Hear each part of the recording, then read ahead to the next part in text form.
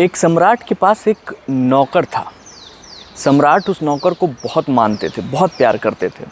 वो नौकर भी सम्राट को बहुत मानता था और हर वक्त वो सम्राट के साथ रहता था। समय बीता, नौकर प्रौढ़ अवस्था में चला गया और एक दिन ये नौकर के साथ शिकार खेलने गया। सम्राट जब शिकार खेलने पहुंचा तो वहाँ पे चारों तरफ घनी हरियाली, जंगल में ये लोग रास्ता भूल गए, भटक गए। बहुत देर छानने के बाद कुछ नहीं मिला और भूख लग गई। भूख ऐसी कि सम्राट से बर्दाश्त नहीं हो रही थी कि तभी अचानक एक पेड़ दिखाई दिया। उस पेड़ पर सिर्फ एक फल लगा हुआ था, सिर्फ एक। सम्राट ने वो फल देखा और तुरंत अपना तीर और धनुष निकाला, फल को मारा, फल नीचे। अब वो फल नीचे आया और उसके बाद तुरंत उसको काट के सम्राट खाने ही वाला था कि उसने ऑफ़र कर दिया अपने नौकर को, तू भी खा ले, क्योंकि उनको बहुत प्रेम था उससे। नौकर ने पहला कौर खाया, बोला वाह अद्भुत, कितना मीठा, महाराज एक फाँक और मिलेगी।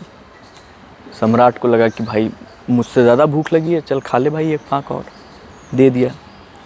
फिर बोला आहा इतना बढ़िया फल मैंने कभी नहीं खाया, महाराज एक और मिल जाए।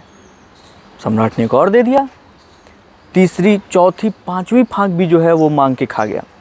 लेकिन जो अंतिम फाँक बची हुई थी, सम्राट ने कहा कैसा आदमी है रे तू, हैं सारा खुद ही खा जा रहा, मुझे भी भूख लगी है, तू भूल गया तू कौन है, अरे खाने दे मुझे, एक फाँक बची है।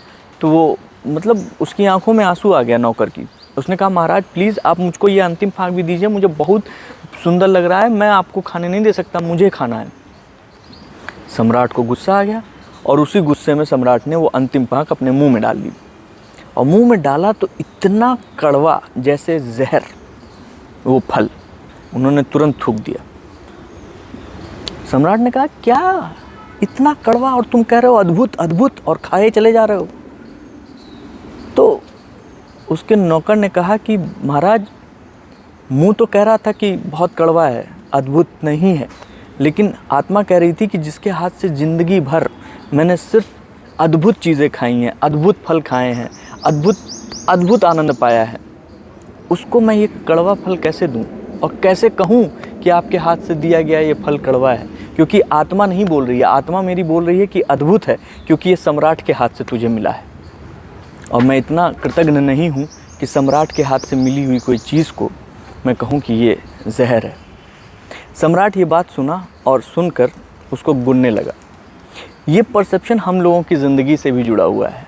जब भी हम लोग कोई काम करते हैं ना, तो जब अच्छा हो रहा होता है तो हम किसी को नहीं याद करते हैं। कई बार तो ऐसा होता है कि हम भूल ही जाते हैं कि किसी को याद करना है या किसी को थैंक्स भी बोलना है। और जैसे ही कुछ एक बुरा हो जाता है, सबसे पहले हम उसी को कोसते हैं जिसने सब कुछ अच्छा किया था, ऊपर वाला। सबसे पहले जो है उसी से कहते हैं भगवान कहाँ फंसा दिया, भगवान क्या कर रहे हो, भगवान क्यों कर रहे हो, मेरे साथ ही क्यों। लेकिन जब सब अच्छा हो रहा होता है तो हम बहुत बहुत मुश्किलों से समय निकाल पाते हैं कि उनको कह सकें भगवान थैंक यू, बहुत अच्छा किया, मेरे साथ कर रहे हो, इससे अद्भुत बात क्या हो सकती है, बहुत शुक्रिया। जब भी आप कभी फंसिए, जहाँ पे आपको लगे कि हम बहुत उलझन में हैं और आपको गुस्सा आ रहा है, आपके अंदर निगेटिव चीज़ें ही आ रही हैं और आपको लग रहा है कुछ अच्छा नहीं हो रहा है, तो आप प्लीज़ एक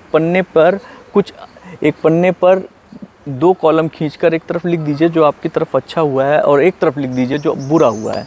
आप देखेंगे हमेशा बुराई वाला जो कॉलम है बहुत छोटा रहेगा और आपके साथ जो अच्छाई वाला कॉलम है वो बहुत लंबा रहेगा। क्योंकि हमेशा हम लोग के साथ अच्छा इतना ज़्यादा होता है कि हमें पता ही नहीं चलता कि हमारा समय कहाँ जा रहा है।